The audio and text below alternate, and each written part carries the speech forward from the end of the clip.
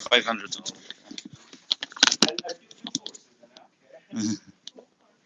You'd have to do 4 for a month. Because like that's the proportion of time. um, me too, but it still doesn't compare to the time you have to spend grading. The time you have to spend grading.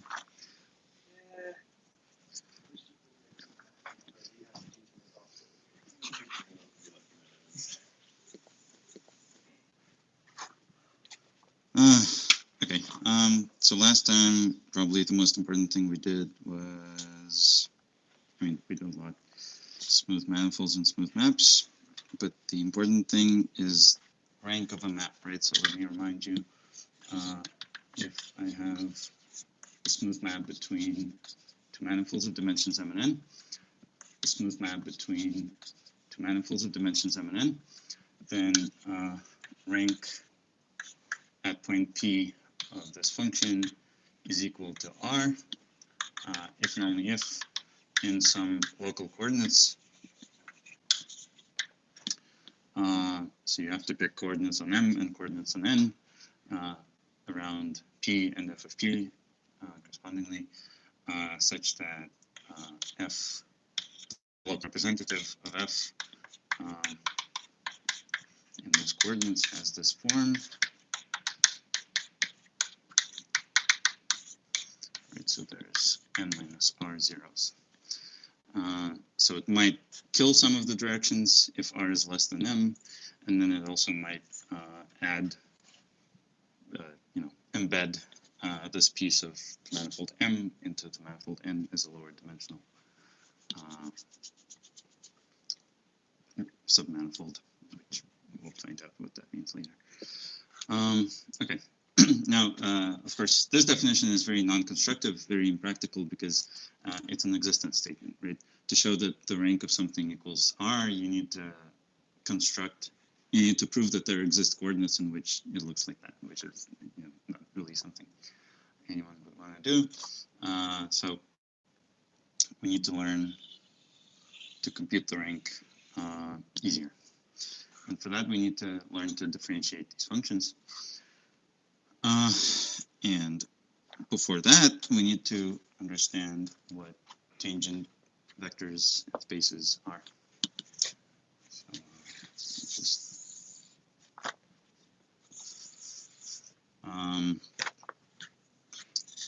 topic tangent spaces.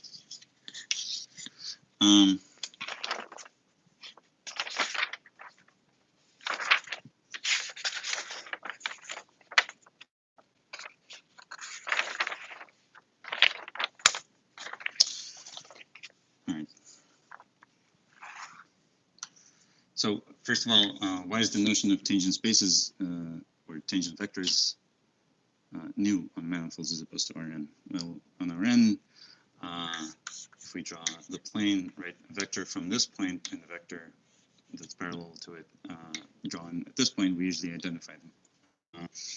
Because there's a very simple notion of parallel transport, right? I can just subtract this vector from this vector and I will get that vector.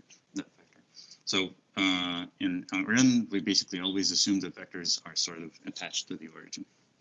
Whereas on a manifold, of course, there's no notion of parallel transport, which will always unambiguously give you a vector at some fixed point. So vectors will be attached to different points of the manifold. So definition, let's define a tangent vector. Let P be a point in our manifold, and we will consider,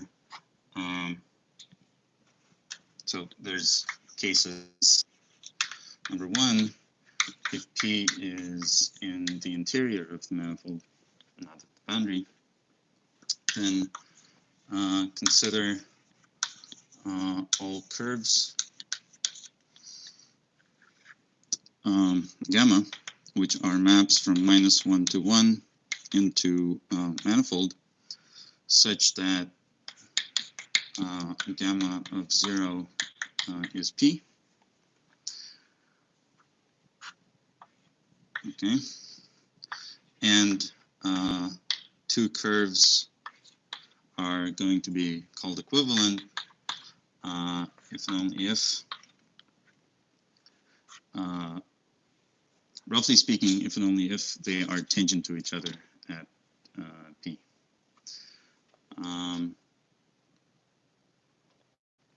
How do you express that idea?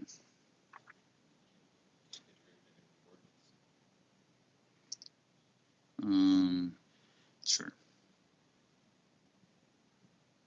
Any way to do it without any reference to coordinates?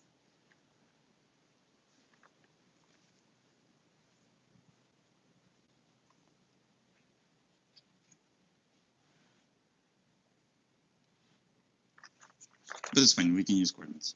So if and only if for any local chart phi alpha at P, what am I supposed to write?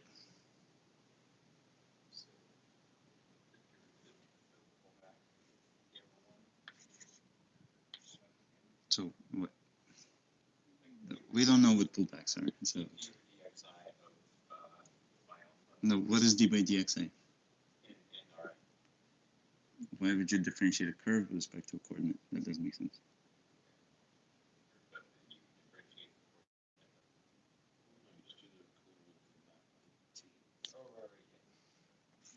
Right. So d by dt of the curve in the coordinate space, which is phi alpha surd gamma.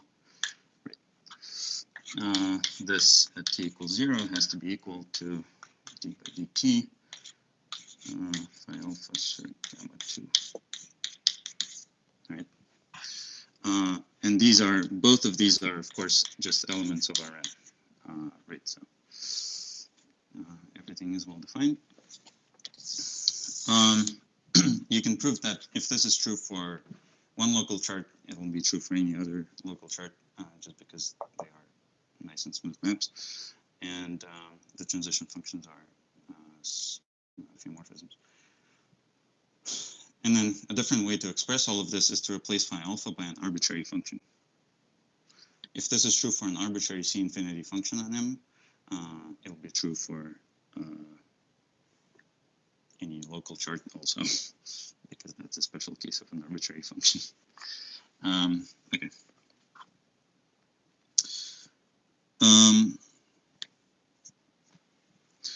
All right, so a tangent vector at P will be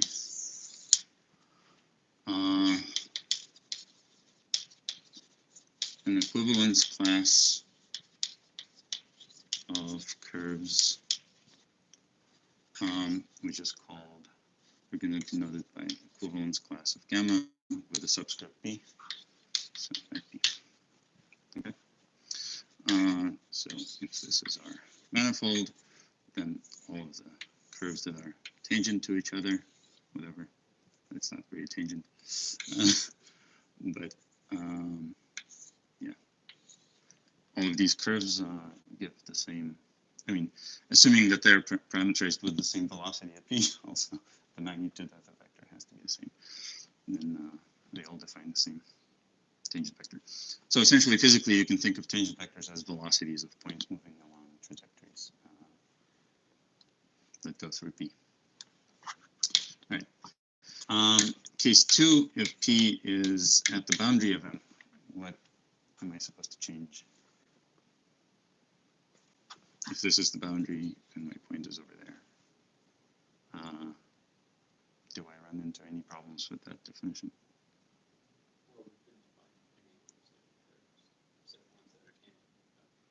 Right, like if you want that curve to be smooth, it'll have to do something like that, and then you will only have vectors that are tangent to the boundary, which is not usually what people want to do.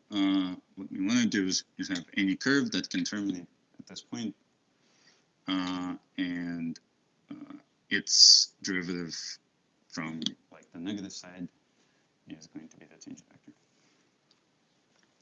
So in this case, gammas will be functions from, let's say, -1 to 0 into m, such that gamma of 0 equals p, and d by dt replaced by t equals 0 from the negative side.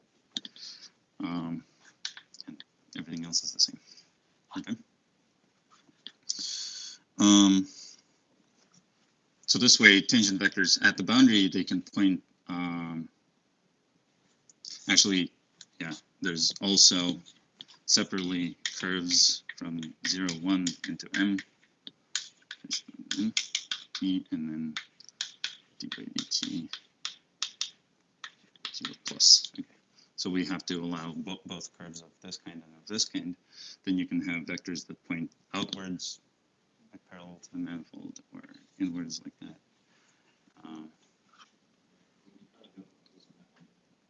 What's that? Yeah, the curve can't, but it's. I just mean, I just want to be able to flip. If I only consider these curves, all of my vectors will be pointing in like to that side. Yeah. Right. Okay.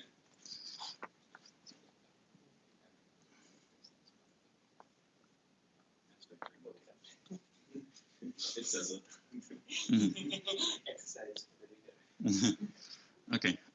So, any questions about this construction? It's pretty natural. What's that?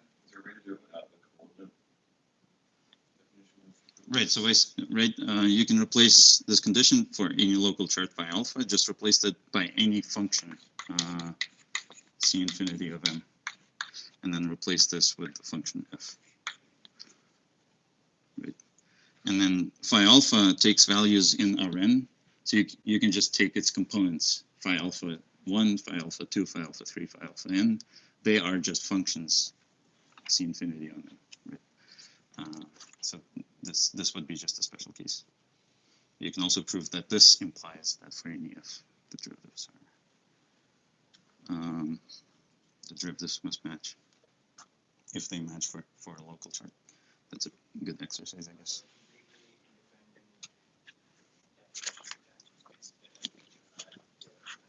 We will do that, yeah. So, so first of all, let's show that. Yeah. So I didn't introduce the notation. So the set of all tangent vectors at P is going to be TPM, and let's show that TPM is a real vector space, right? So for that, we need to show that we can multiply the elements of this set by scalars somehow, and we can add them. Okay. Okay. So if I have a vector v, which is a class of curves P, how do I multiply? They have a parameter, gamma of t, point P. How do I multiply this vector by a number? Lambda is real, lambda v.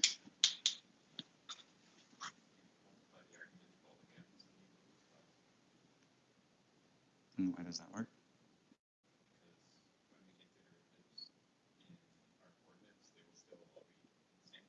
Mm-hmm. Right.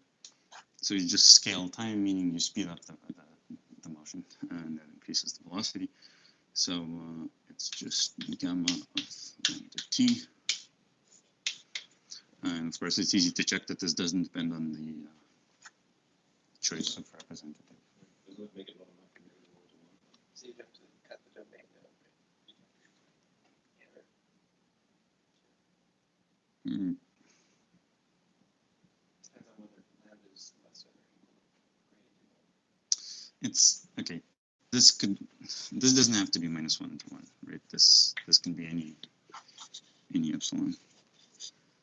The only thing that matters is the fact that instead of that zero, this is some open derivative of 0 to r. Yeah. And then we need addition. So if I have v, which is gammas of t, and I have w, which is gamma tildes of t, what's v plus w?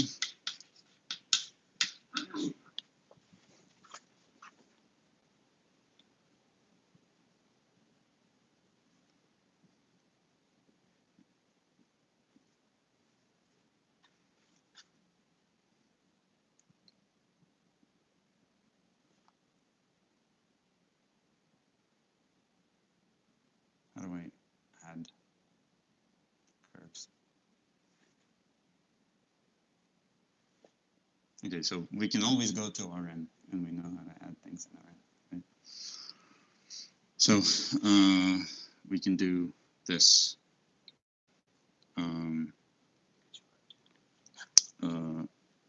Let's pick a chart such that phi alpha of p equals 0 is the origin.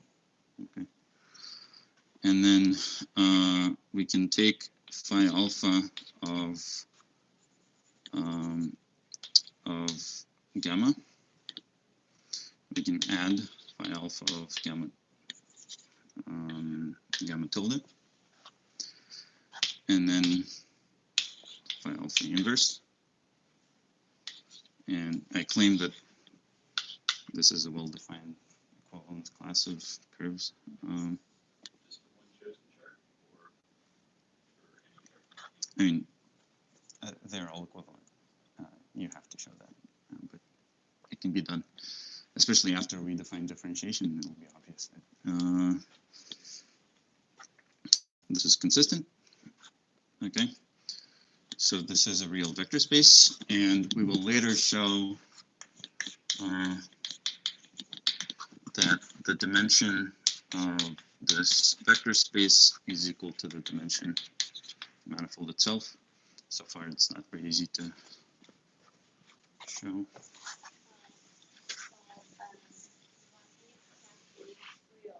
What's that?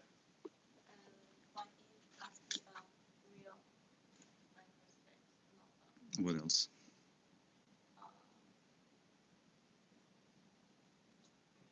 Any other options? It's real because if you have a complex lambda times t is a complex number, so it's not even a curve anymore. It's not just I mean, if this were a complex manifold, we would have had, but you know, we're not doing complex manifolds right now.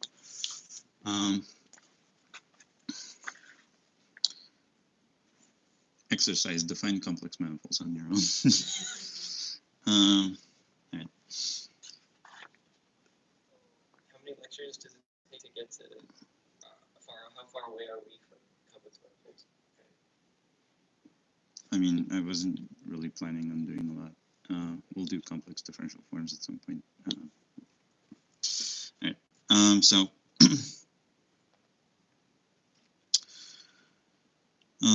okay. So now we can learn to differentiate functions finally. So let's say I have f, c infinity function between two manifolds, and let's say p is a point in M. Then we define the push forward of f at p, denoted by either dp of f or f star p.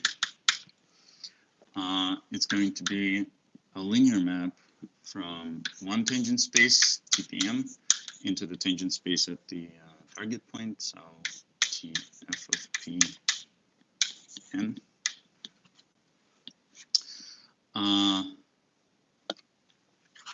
Defined, and this is linear, which we will see in a second, defined as f star p acting on an equivalence class of curves P.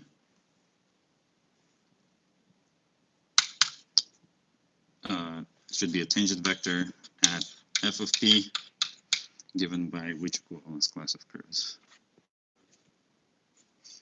Right, so f of P, right. So we just take every curve and map it into n using f. And we claim that if f is a smooth function, then it'll actually map equivalent curves into equivalent curves, which is very easy to check from there.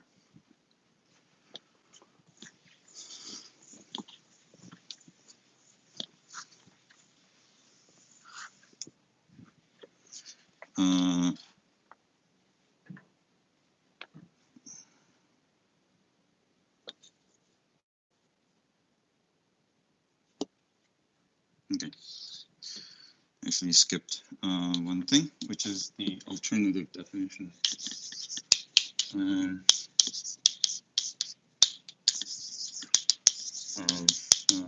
tangent vectors. So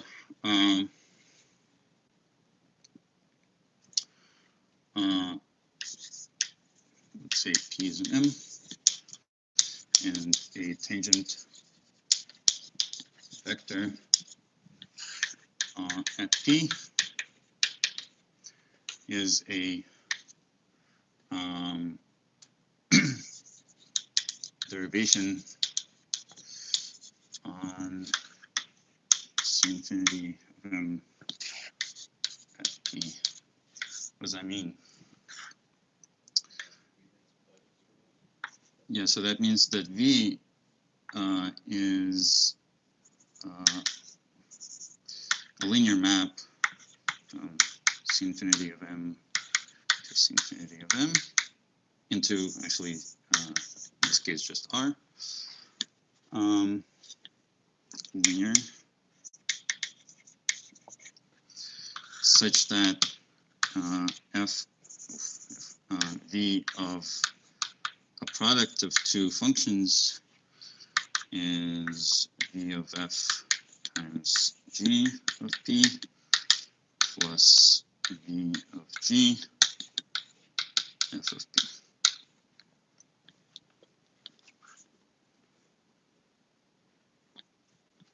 This is what the word derivation at a point means here.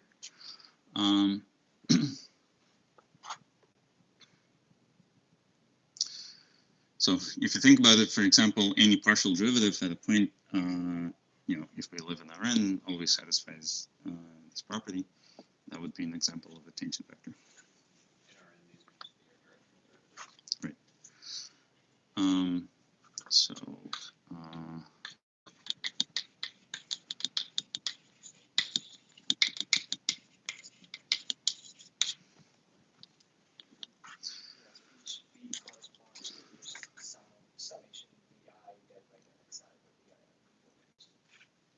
okay.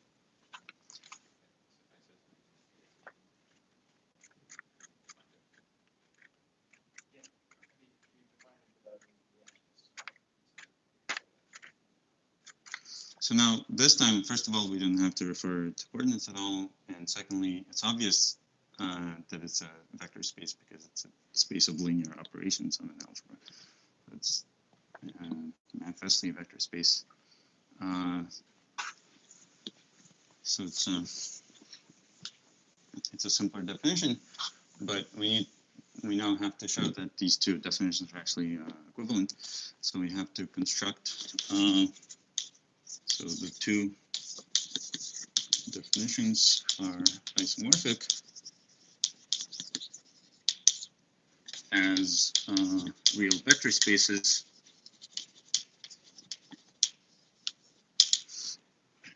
So let's construct an isomorphism that takes V, a derivation, to actually which direction? I think the other direction is easier.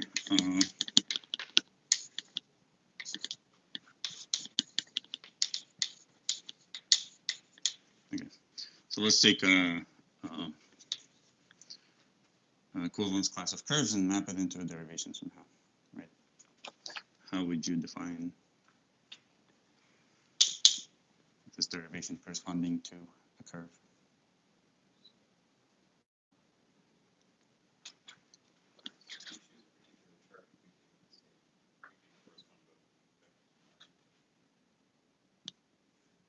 I mean, that's not necessary. We just want to introduce, we want this to be obviously the directional derivative along gamma, right? How's that done? Of what? d by dt.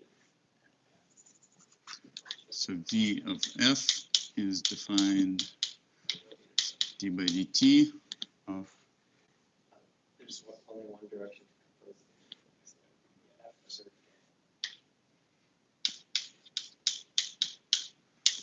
t equals 0, right?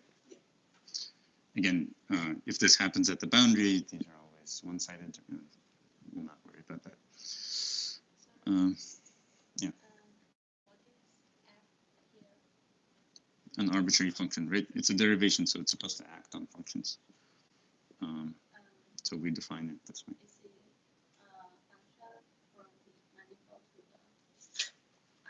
C infinity of m, so it's just a real valued function. C infinity of m is C infinity of m, comma r.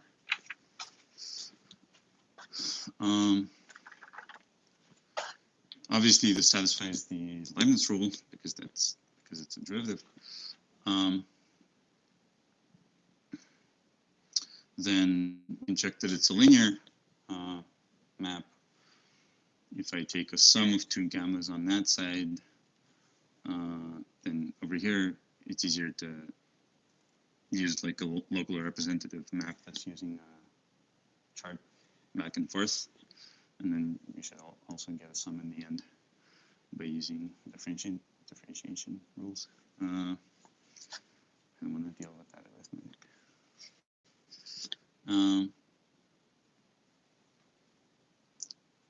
So yeah, so this is a linear map between two vector spaces. Now we need its inverse, which should also be a linear map. So inverse, let's take V, a derivation. We need to somehow construct a curve, at least one curve corresponding to it. How would you do that? If I give you a derivation, which is a directional derivative, right? It would be nice to, let's say we go to a coordinate chart. We have a coordinate chart and we have a derivation on functions. Can we extract the components of that vector in Rn using the chart?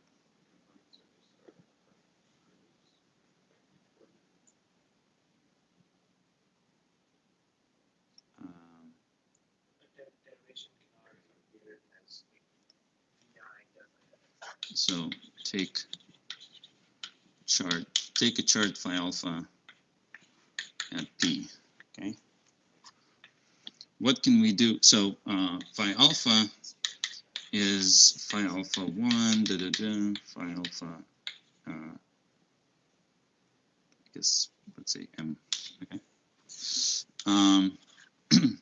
And these are all C infinity functions, right? I mean, local, not on all of them, M, of course. U of. All right. We can extend them to all of them as we know. And each of these components, right, is a smooth function, real valued function on the neighborhood. It's just one coordinate. Right. The whole chart maps takes values in Rm, but if I take only one of the components, it's going to be just a real valued function. Right. And so what can I do with these guys if I have V? Yeah, I can act with V on every one of these, right?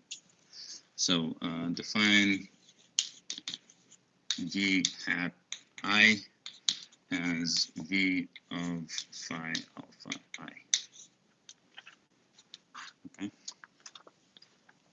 And now once I have these components, how do I construct the curve?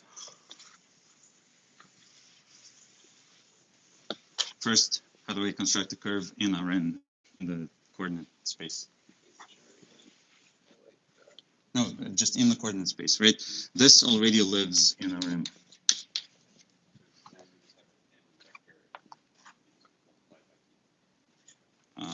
Right, just draw a straight line through that. Oh, let's assume phi alpha of 0, of p equals 0. Right. So, and gamma hat of t, let's define this as tv hat. Right. What's that? This is a curve in Rm, right? And now we can construct gamma of t, a curve on M, as phi alpha inverse. Right. So we can take the equivalence class of these guys, and then again we need to check that this map is actually linear. If I take a sum of derivations, I will get a straight line, which is a sum of those two straight lines. I mean, in this case, it's actually fairly obvious that it's going to be a linear map. And then finally, we have to check that going in that direction and then back using this map, you get identity, which is an exercise. So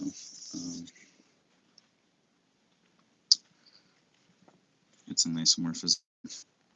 And the lesson here is that tangent vectors are basically the same as directional derivatives at a point. And it's a very important idea that we will use a lot. Vector fields will be differential operators, etc. Okay, so going back to the push forward, if I use the language of derivations here, then the push forward acting on a derivation v should be a derivation on n, right? So this acting on some other function. Well, I boxed myself in. Yeah, but it's okay. So this is going to be C infinity of n, right? What is it going to be?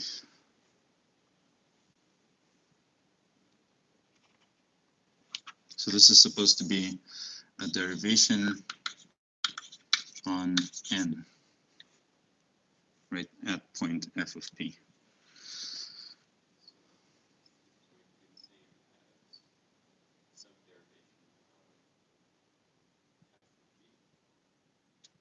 So if I take f of g, that doesn't make sense. G of f, right?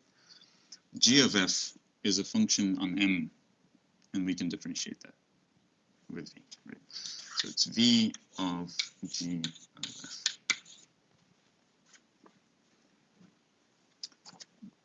Very similar idea. And then you can check again that these are actually the same under that isomorphism.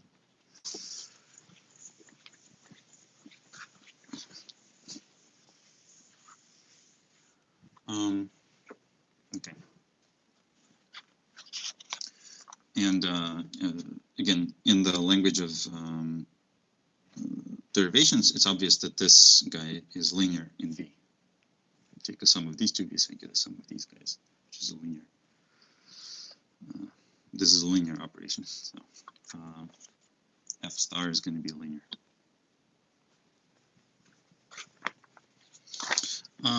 So some standard properties of these differentials. Right, so another name for the push forward is a differential.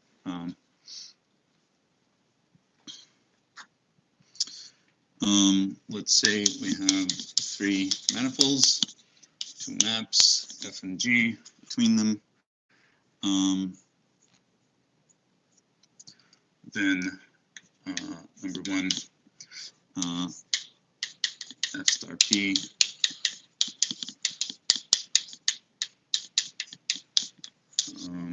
is linear. Number 2, G circ F star P is the same as what?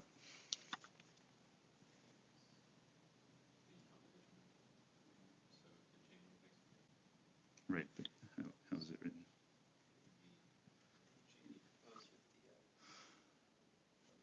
I mean, right, so G star at which point?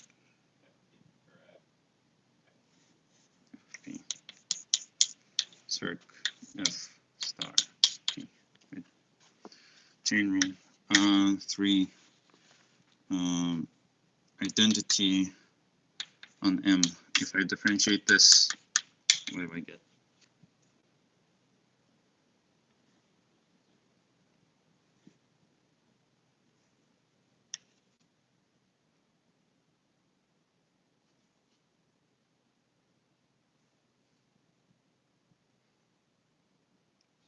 Maps every curve to itself. Right?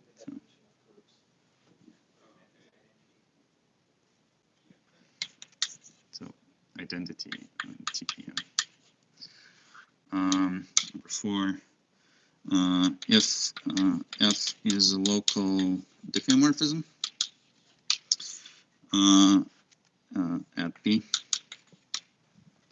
then F star P is invertible, and F star P inverse equals F inverse star. I'm finding a whole bunch of typos in my notes as I go through this.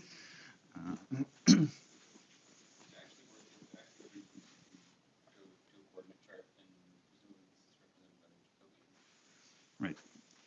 We can actually include that into this theorem. Oh, it isn't this theorem. So literally the next one. In local coordinates,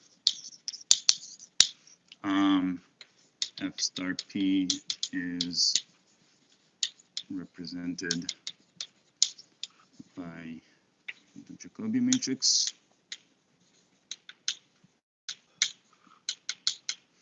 So what does that mean? So if I write F hat, the local representative is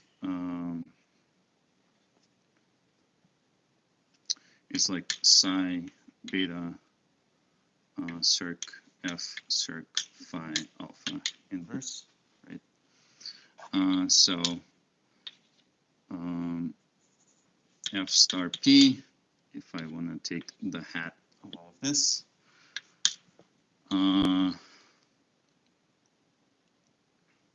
I have to take the differential of all of that at point, let's call P hat phi alpha of P. Okay. So it's F hat and then star P hat. But this is a map from Rm to Rn, so it's going to be just a differential of that. So literally the Jacobi matrix. So it's just matrix D F hat I D X G.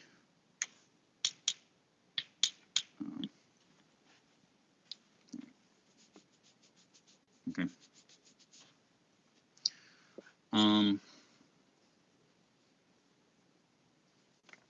And finally, the dimension of TPM equals the dimension of M, even for P at the boundary.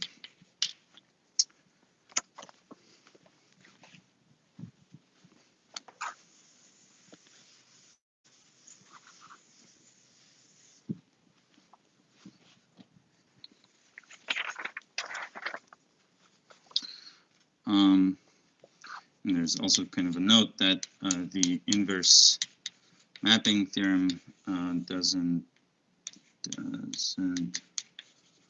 hold at the boundary.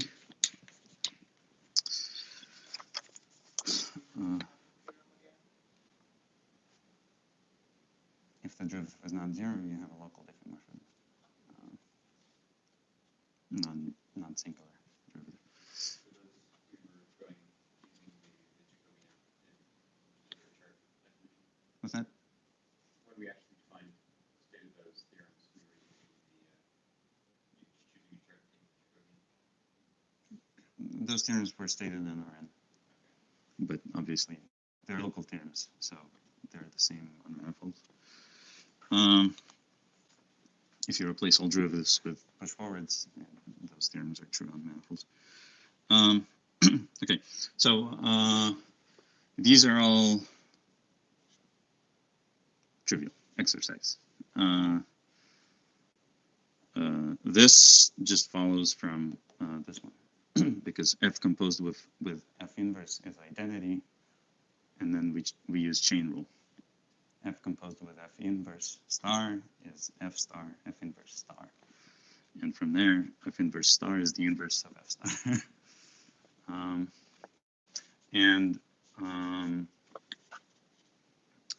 This we already discussed. Where does this come from?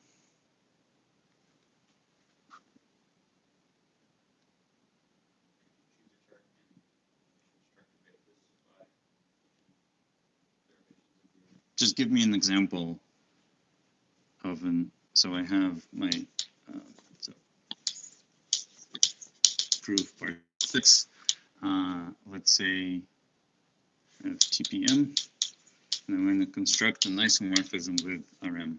Give me an example of this isomorphism. Of what?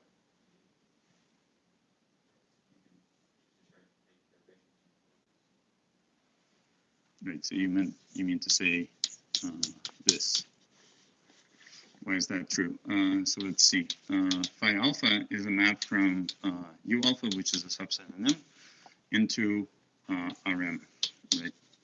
So phi alpha star P is going to be a map from TPM into T, let's say 0 Rm.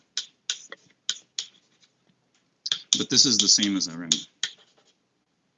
isomorphic to Rm. Right? Tangent vectors at a point in Rm can be considered as elements of Rm. And then phi alpha is a diffeomorphism, as we know.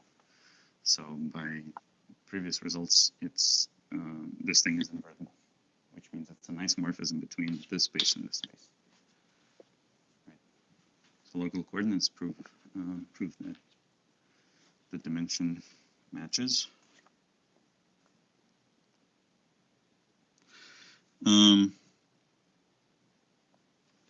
And for part 7, there's a simple example. It doesn't really have anything to do with the rest of this theorem. We have, just consider the manifold R plus n, which is this whole thing. And let's include it. So include it into all of Rn. Okay.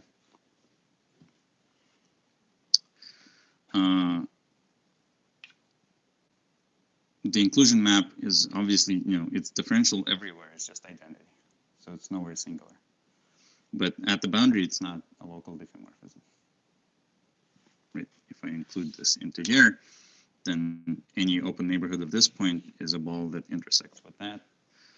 And the inclusion does not give you a diffeomorphism that would map it onto a neighborhood of this point here, which is only a semi-disk.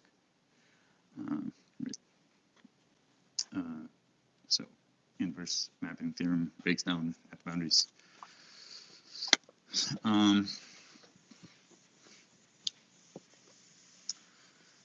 you have to be careful when using it if you have boundaries. Okay. So that's it for tangent spaces. Any questions?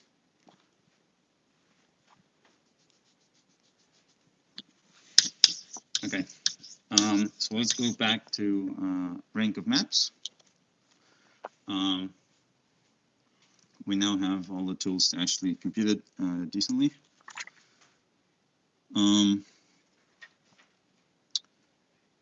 So let's recall that if A is a matrix of size n, then how do I compute rank of this matrix?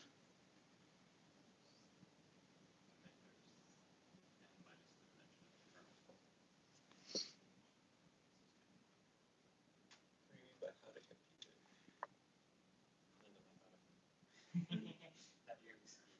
Actually, I mean, yeah, it doesn't have to be a square.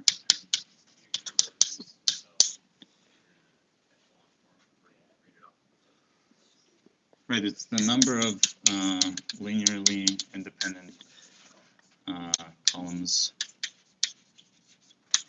or rows. Okay. And yeah.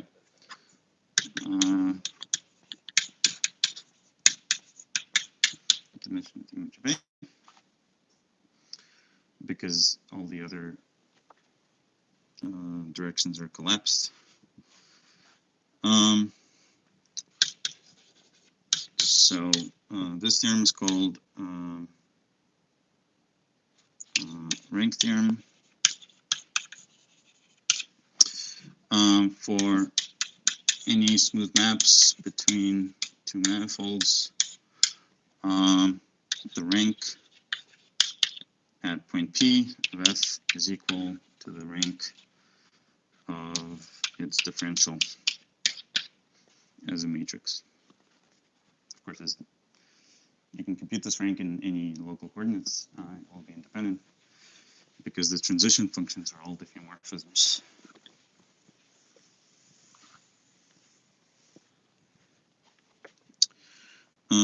Okay. And the proof of this is pretty interesting. First of all, so there's more or less two directions to prove in this theorem. First, if we know that this rank equals R, we need to show that this rank equals R. And the other one, if this rank equals R, we need to show that rank equals R. Which direction is obvious?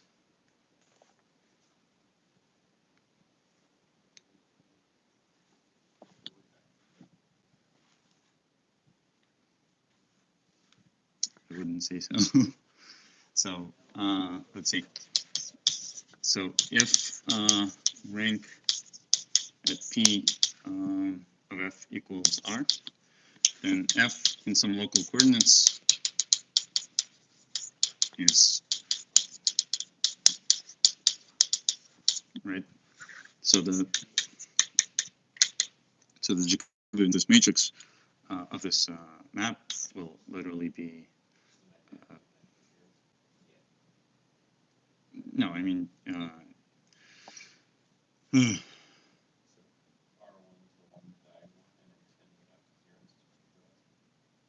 there's like identity of size R by R, and then everything else. And the rank of that is clearly R. So that direction is obvious. This direction is not obvious because knowing that the rank of the Jacobian matrix is R, we now need to construct explicitly local coordinates on M and N such that this map has that representation.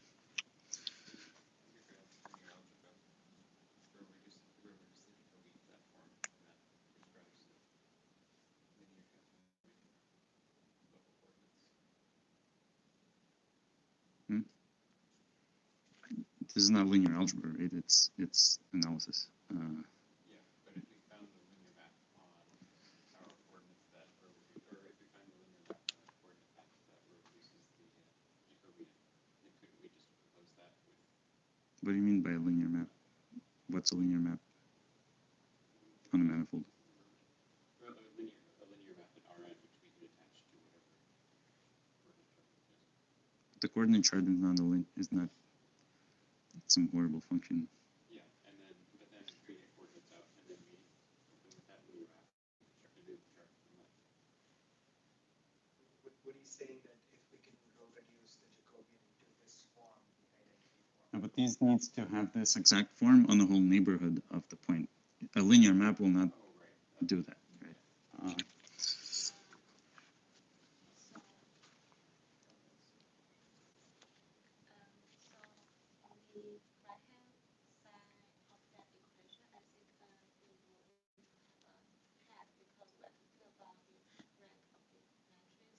Yeah, but I mean, the rank of this matrix is the same in any chart. Yeah, So it's invariantly defined. rank is just It's a rank of an operator, right? We know what the rank of an operator is.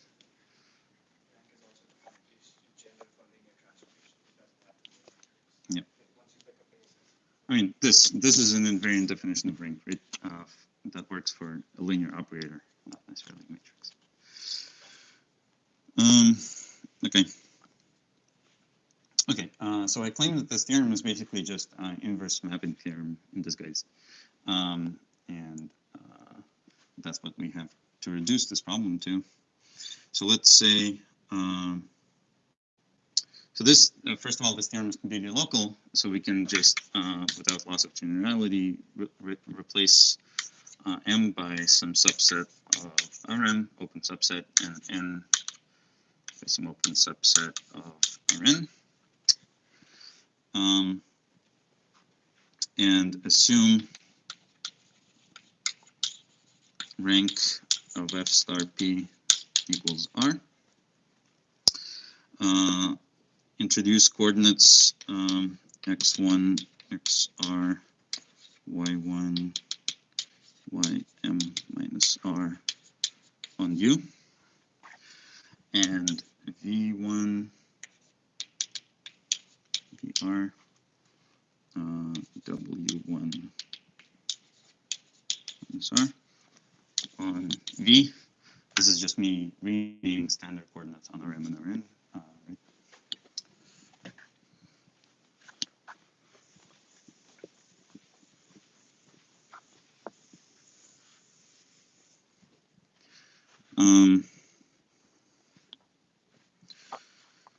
Then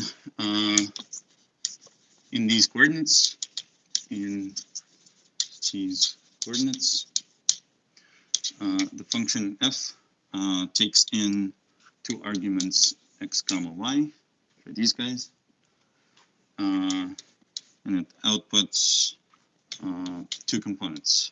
One is r-dimensional and the other one is n minus r-dimensional, which are, we can call them two separate functions, f and g. Okay, where this belongs to r and this to r n minus r. Okay.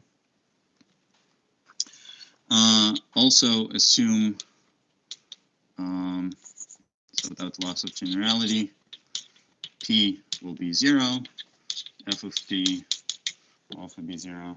No, we shift stuff by constant. And then f star of 0, 0, this part is non-singular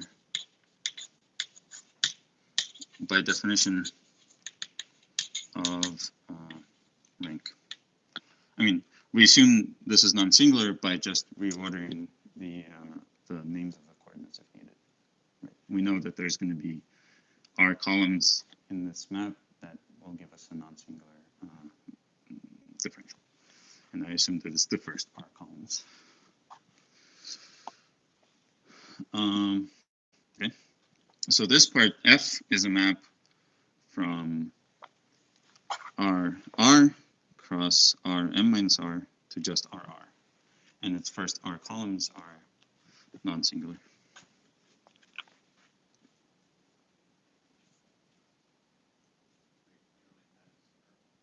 The What's that? Oh, never mind. Okay.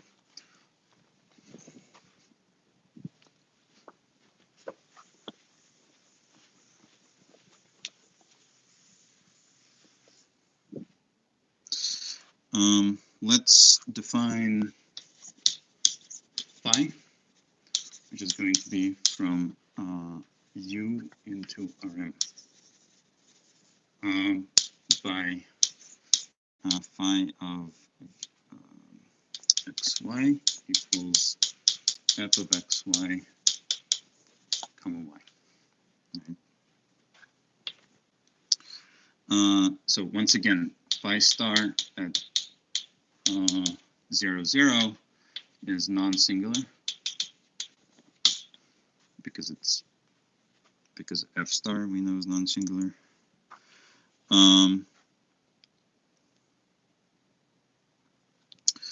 And therefore, by inverse, f star is non-singular, and this part is just identity, right? So the whole thing is going to be non-singular. And the dimension matches, so it's a square. It's a square matrix. So by inverse mapping theorem, there exists local inverse, and phi inverse composed with our function f, just by construction, because phi inverse will contain f inverse in it. This will have to have the form of identity on the first component, just by construction, and then something on the second component, because the inverse mapping theorem gives us something more or less random, right? So on the second component is going to be some function g tilde of xy. Okay.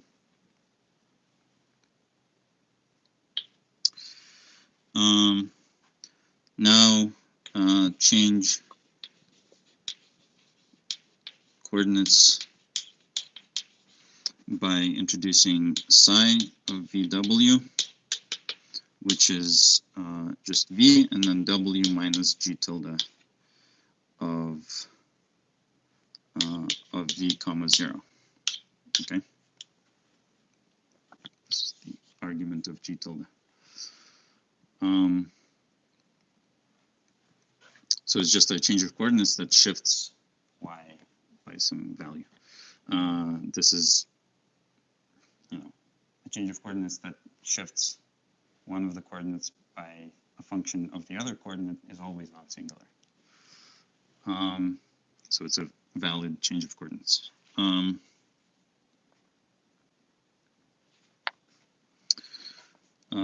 Then the local representative of f in these coordinates given by psi and phi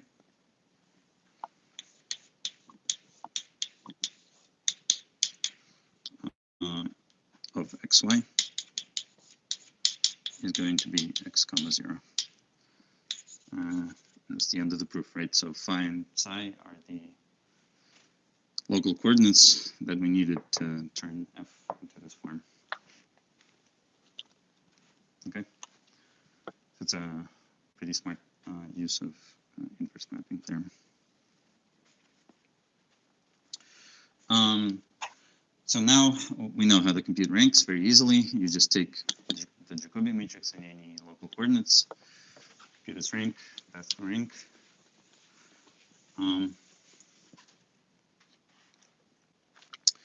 Now, what else can we say about ranks? So first of all, notice that the rank at any point of this function f is always less than or equal to the minimum of the dimensions of M and N.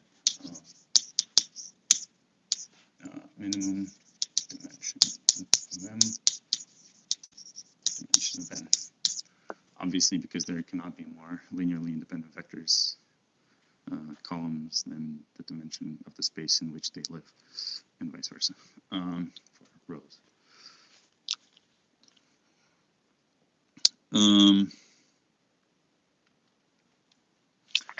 So the maps, the rank of which at P is maximal, is exactly equal to this minimum, are going to be special to us. So let's say something about that. For any smooth map between M and N, the set of points in M where rank F is maximal is open in M. And that's already a pretty important statement. So why is that true?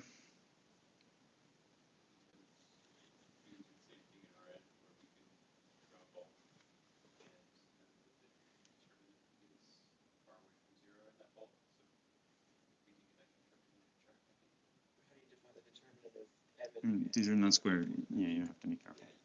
But that's what I was going to say. But, I mean, okay. So let's take the matrices of size n times m.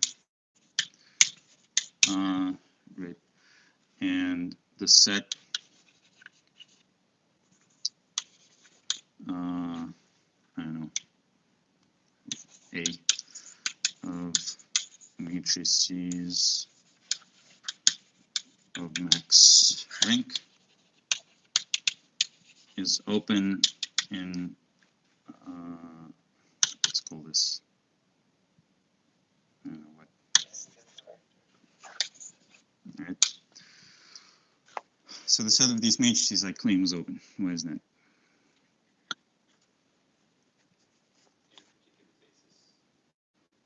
So if the rank is maximal, it means that the matrices in the set have as many linearly independent columns as they can possibly have, right?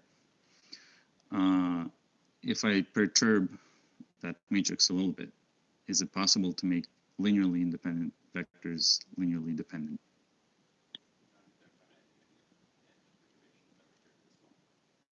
Yeah, so for sufficiently small perturbations in any direction, they will always stay linearly independent. So the rank will remain the same, right? But now if the rank is not maximal, then I don't have as many linearly independent columns as I can have, right? Some of them are linearly dependent. And now a small perturbation will easily make them linearly independent. So it will increase the rank, right? So maximal rank is special in that case, in that sense.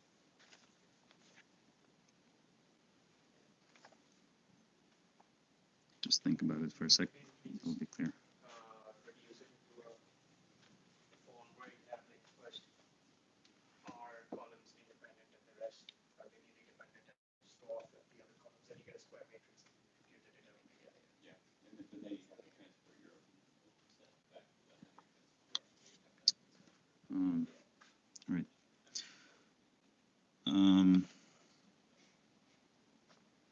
But now, okay, so are we agreed on this? So now I claim the map D, which is a map between M. Let's do this. It's a map from the point P and M into the matrix F star P with the linear operator F star P.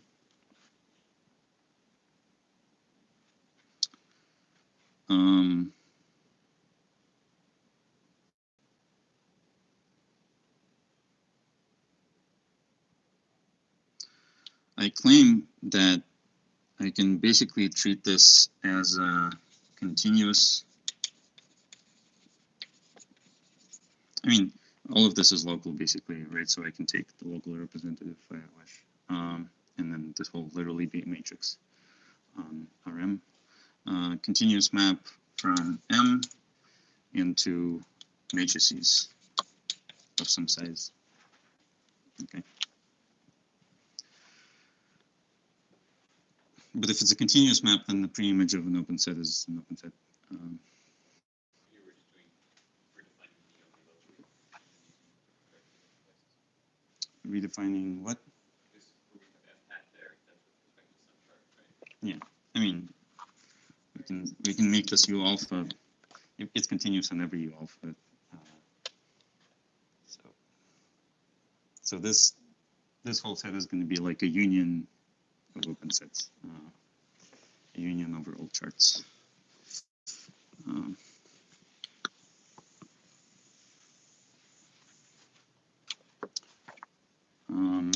this is a very simple statement, but very useful.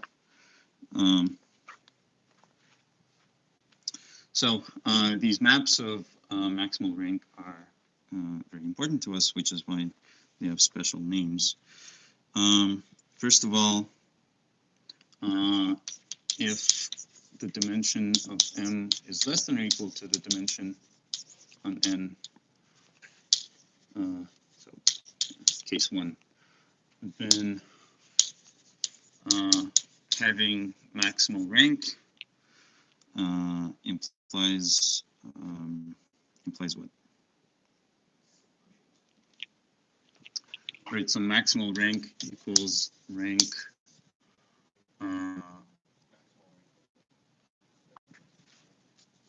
so let's say this has dimension M and this has dimension N. So maximal rank in this case means it's equal to M, right? Rank M. Which means like this. Which means that matrices of maximal rank are exactly which matrices?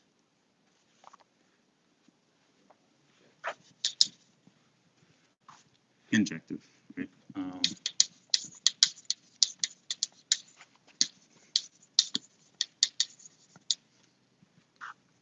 So injective differentials at every point would be maximal rank. If M is greater or equal to N, then maximal rank is the same as rank equals N, and that means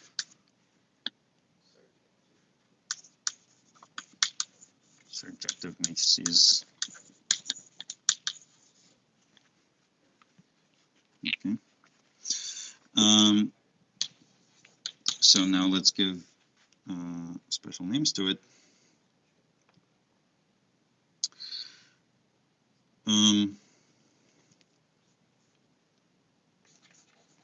So among maps of constant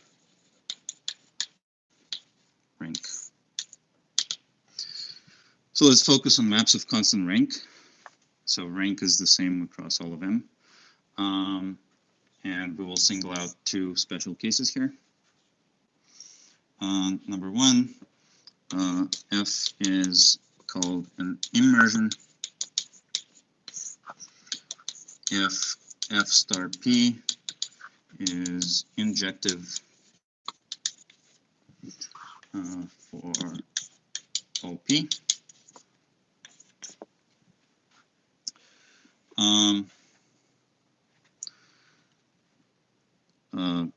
I.e.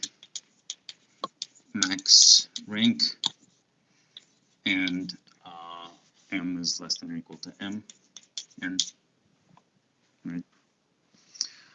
And F is called a submersion, submersion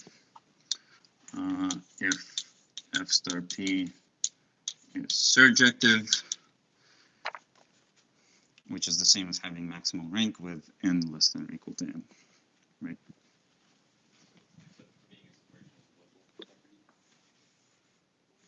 I mean, no, rank has to be constant, right? So this has to be true for all P.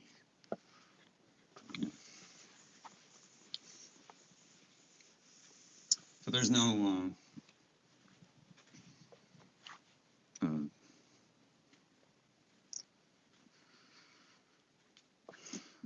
anyway, there's no points where the rank changes, right, from one natural number to another, which are called caustics, right? The subsets of M on which the rank of the function jumps from one value to the other is called a caustic.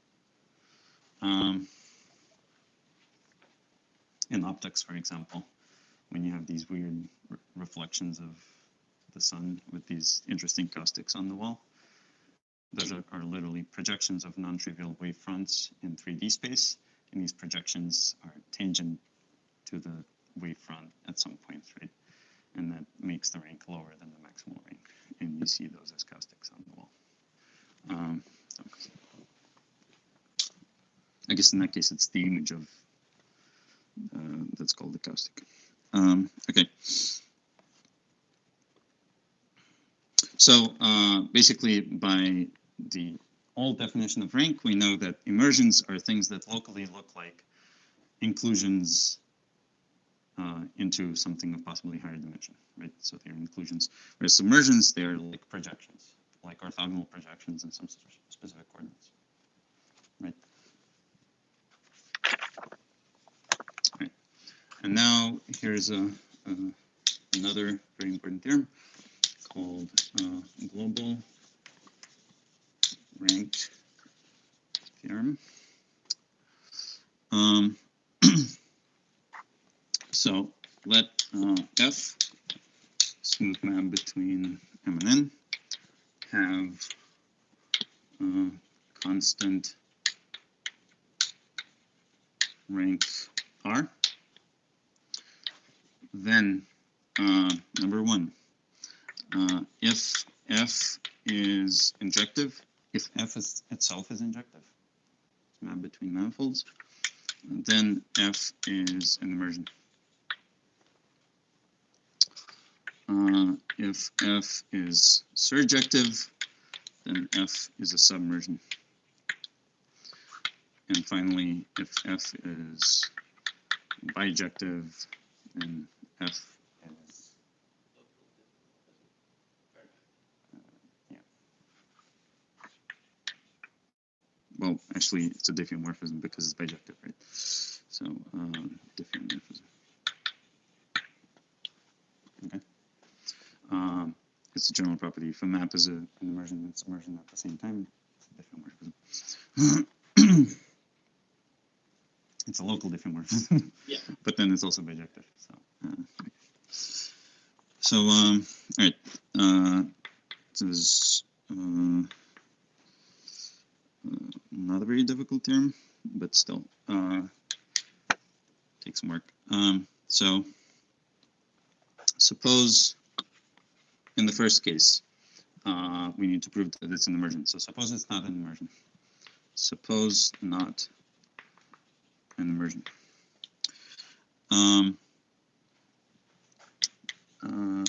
This means that by our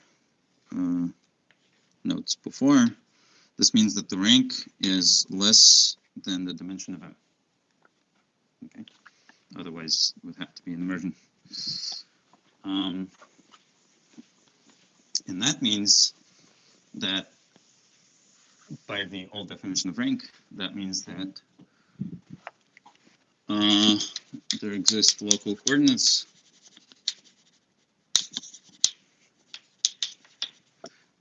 such that F hat of a point with only the last coordinate variable is always just zero, right? So it kills off at least one direction. Not injective. For sufficiently small epsilon. Yeah. Therefore, it's not injective. That's a contradiction. But that's easy. Now the second one is not so easy, and it requires a result in topology, which we have discussed, which is called bare category theory. Category, yeah. Doesn't have anything to do with category theory. It just says that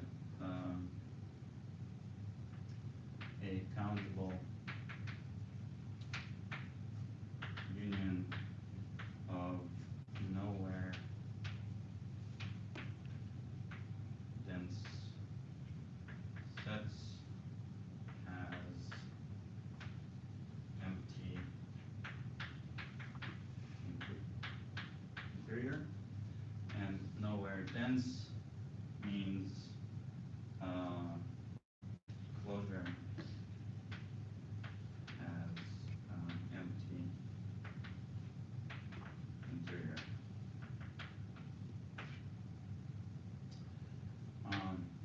Right, so if I take a countable union of sets whose closure has empty interior, then the result will still have empty interior.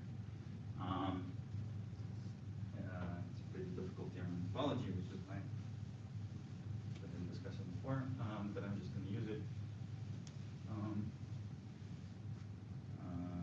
to prove this result in almost one line.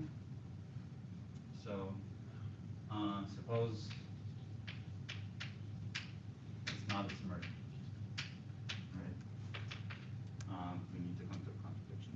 So if it's not a submersion, then R is less than the dimension of N.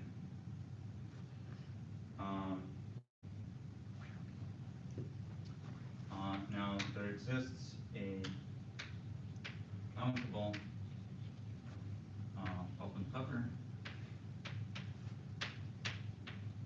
U alpha of M such that f of U alphas are all ball slices.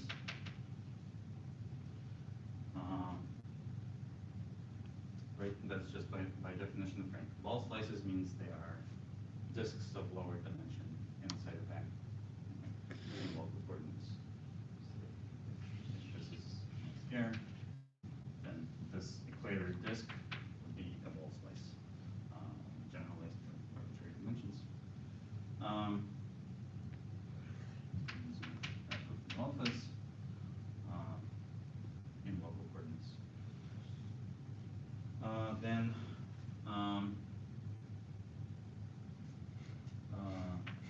so it means, so these ball slices are intersections of some n-dimensional balls with the set of y r plus 1 equals y r plus 2, etc.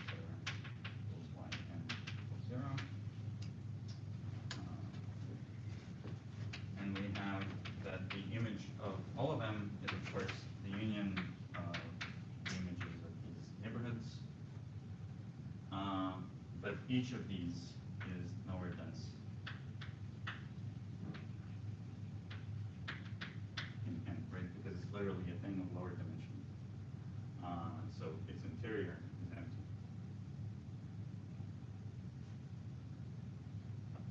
It doesn't contain any open set inside of it because it's a lower dimensional.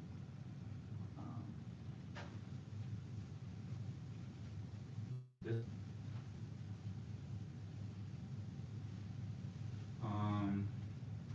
and this union is countable, therefore by where f of M circ interior is empty. But how can that be if this is supposed to be M interior? It's surjective.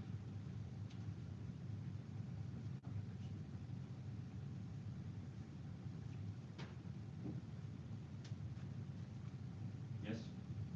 No?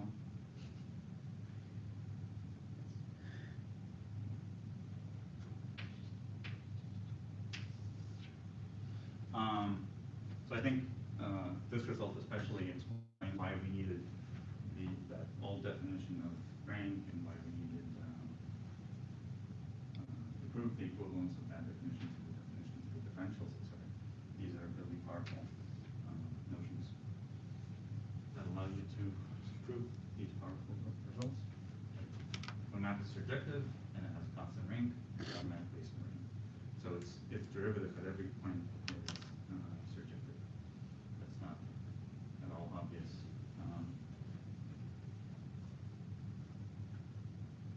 Okay.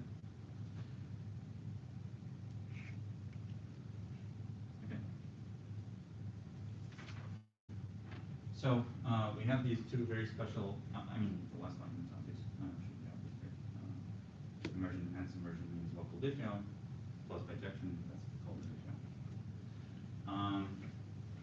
Okay. have these two special classes, injections and surjections. And we will further restrict them to make them even nicer. Wait, isn't this just because it's bijective? You have an inverse with it. Is the inverse smooth, right? You only specify that f is EC. No, but if it's a local different. Yeah. Also, isn't that implied by Oh, what is it? The chain rule? Isn't it just the chain rule? That if it's C if No, it's that's CK that's a the local diffeo. Local diffeo is when like all the Jacobians are invariable, right? But to get a diffeo is like a stronger state. It's a global statement. It's not a local statement. but Like if the it map apply- from if the it's- circle into figure 8 is a local different. Yeah, but it's not a diffeomorphic at every point. Or A diffeo more Oh, right. yeah. It's, okay. you don't specify. Yeah. How do we? So, what is the difference between the local diffeo and diffeo? Local different means that for every point, for every p and its corresponding f of p, there exists a neighborhood of u of p here and a neighborhood of f of p here, such that when restricted to u, it's a diffeomorphism between u and u. But it doesn't say anything about being globally a diffeomorphism. Okay. So like self-intersecting.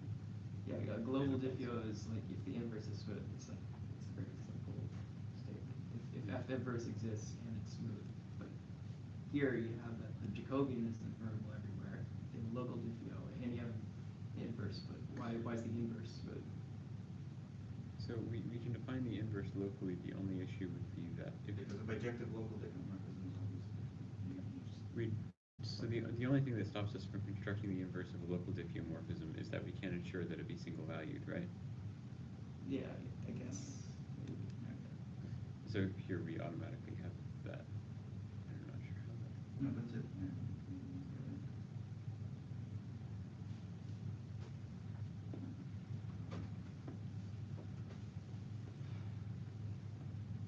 Anyway, we have immersions and submersions, and we will further improve these to their better versions, nicer versions, and study them in detail. And this will be, these are like two possible trajectories of what you study in differential geometry overall from now on, right? So a lot of courses will focus on immersions, embeddings, etc. We will probably more follow this one because that includes fiber bundles.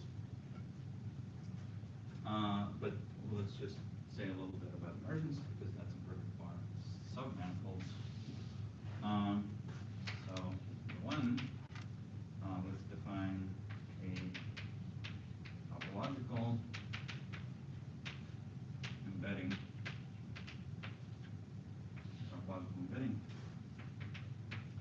is a continuous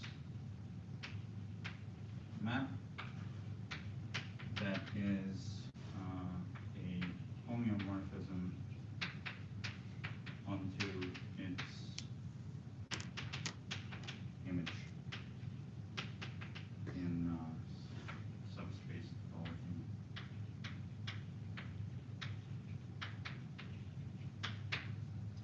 Subspace topology. Okay.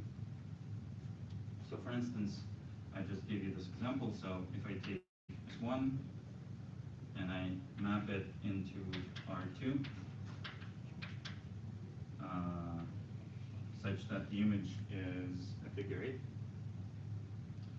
then let's say the derivative is nowhere 0, so it never stops as I go around the circle. The point never slows down to velocity equals 0 over here.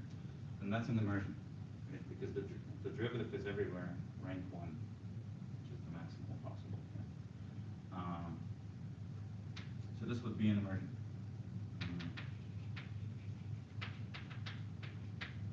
But of course, it's not a topological embedding because the image with subspace topology, figure 8, as we know, is not homeomorphic to the circle.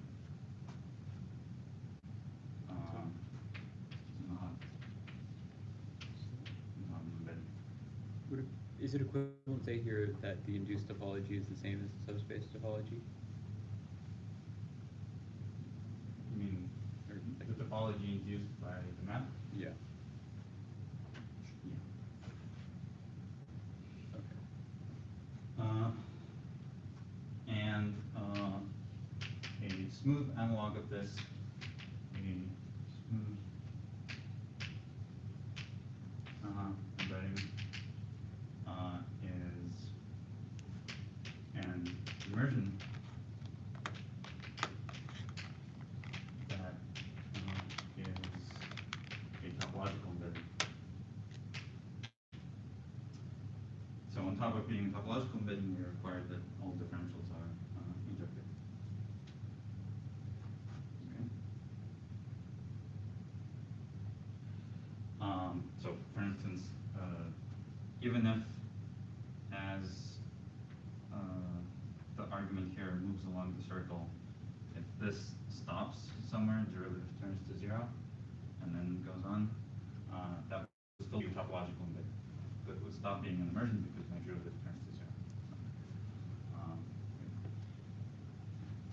So that's what's forbidden in this case. So let's do some examples. We did the first example.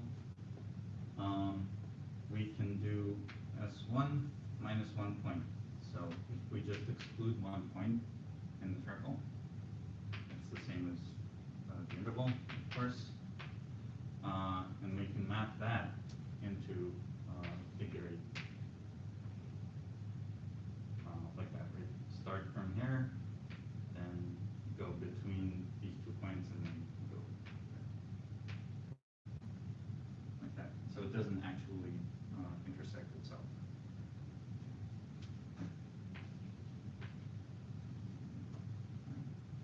Then this map is, what is it?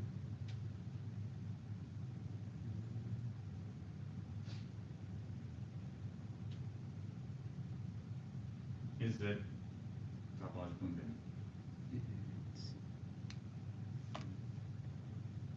It is certainly an immersion, but there So might it's be an immersion because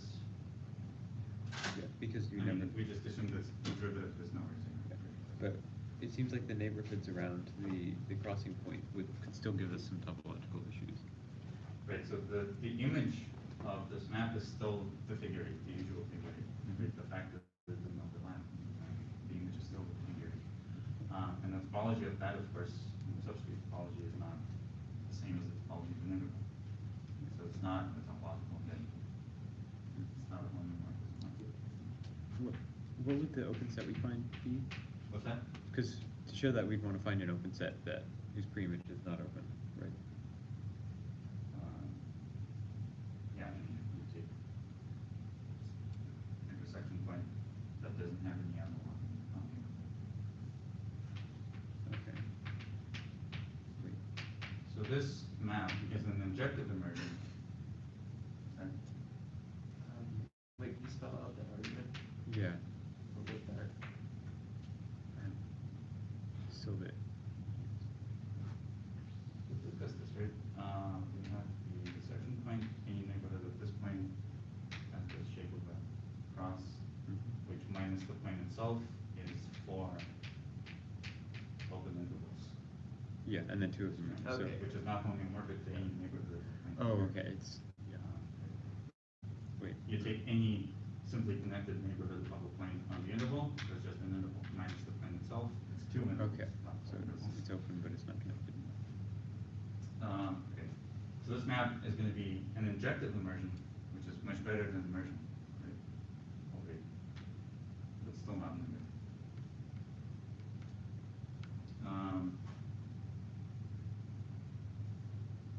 This is actually an example of immersed submanifold. Right?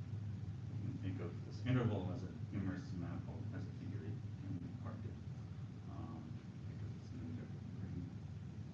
Okay. Now, number 1, 2. Let's take the real line and map it into the torus, T2. Define it by r gamma of t equals, I will introduce two circular coordinates on the torus, two angular coordinates, right? And represent them as complex numbers, unit complex numbers, and make this I gamma and e to the I alpha gamma. Make it by, okay, where alpha is irrational. Right? If alpha is irrational, this thing never intersects itself.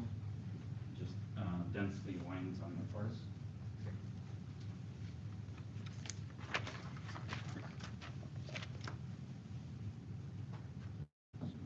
If I draw this torus as, let's say, square, then it's basically just a straight line where this slope is irrational. And then it winds around, and then goes on. And if it's irrational, it'll just densely fill the whole torus eventually. So this map is obviously an injective immersion. Is it an embedding? So if we draw any open set in the subspace topology, we'll get a countable union of open sets. Right, its preimage will be a countable union of open sets. Which is still open. Yeah. Right. So this one's not so obvious, but Are the intervals themselves still open? basically you need to show that it's impossible to construct an inverse of gamma, which is still continuous with the topology on, with the induced topology on this real line here. And the way you do this is, because this densely fills the whole thing, I can take any point here and construct, like, it densely fills everything here.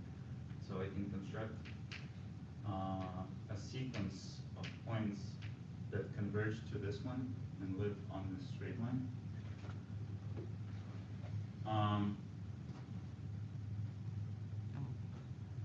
And they converge to this one in the induced topology on this real line, but its pre-images under gamma don't converge on the real line.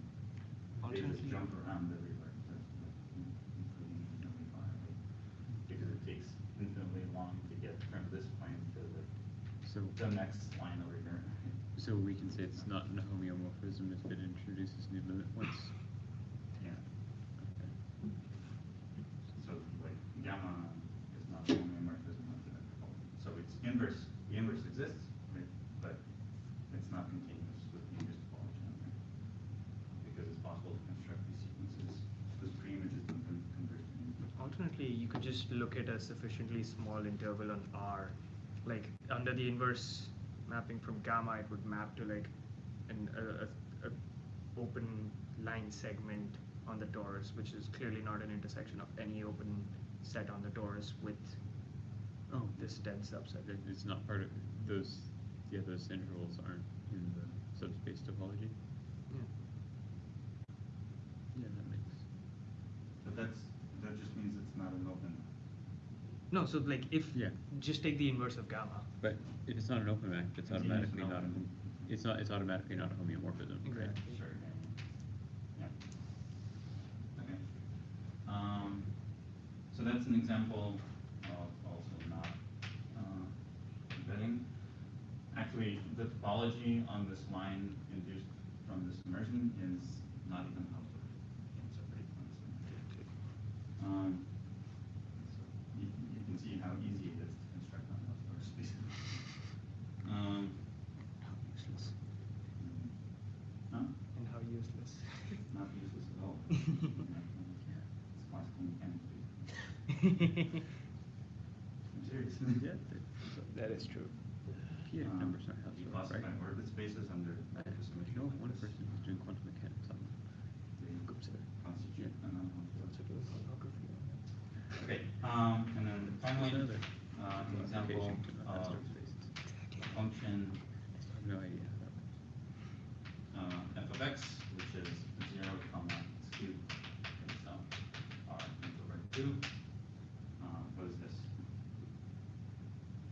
it's a topological embedding, but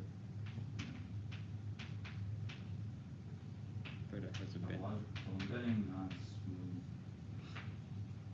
embedding, because it's derivative tends to zero. Yeah.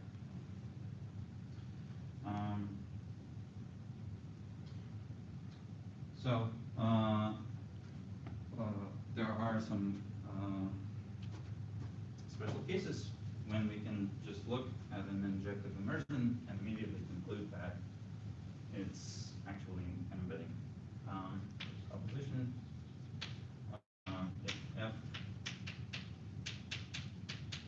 is an injective immersion,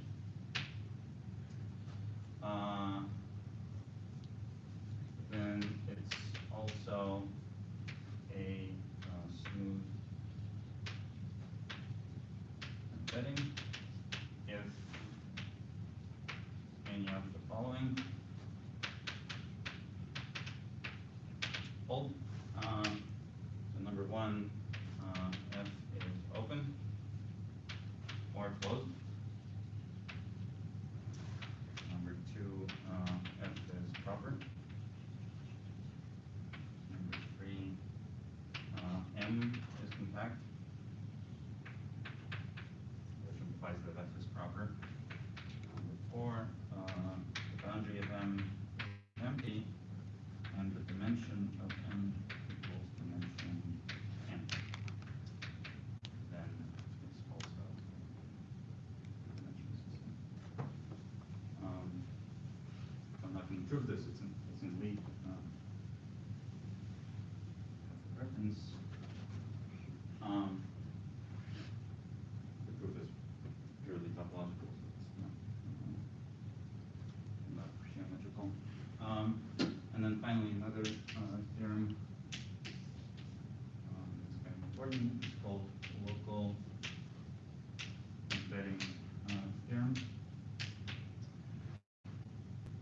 If F is so this says that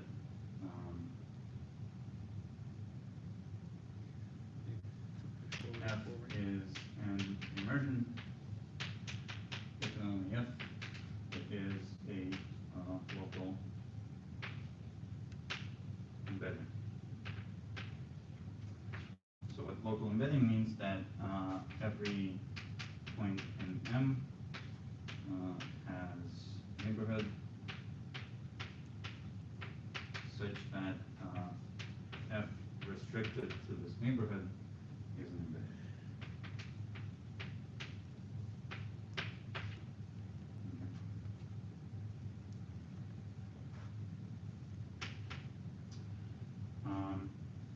Again, without proof,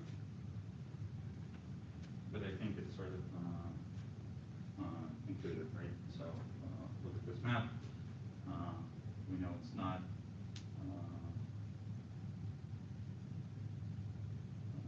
well, this one is an immersion, right?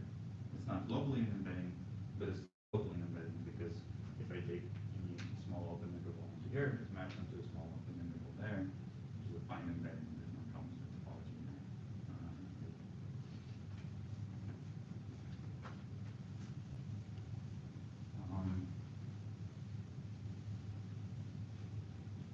So what separates immersions from embeddings is only something more global.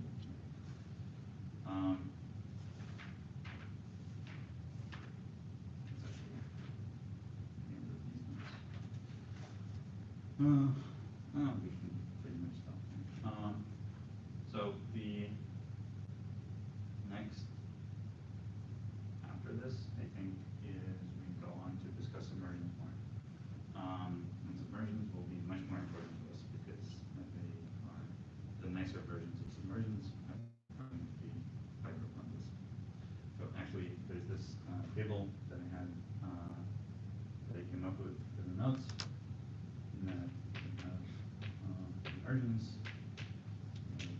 submersions, and then we have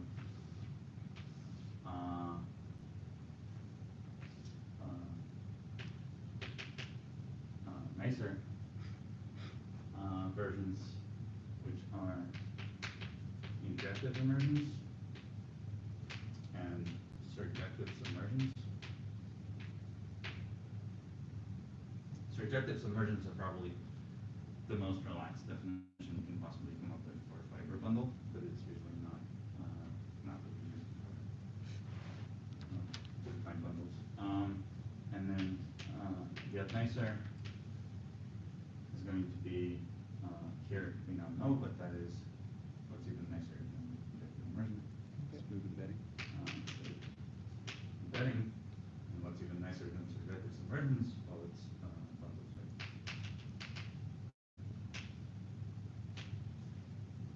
That's kind of what we want to get to.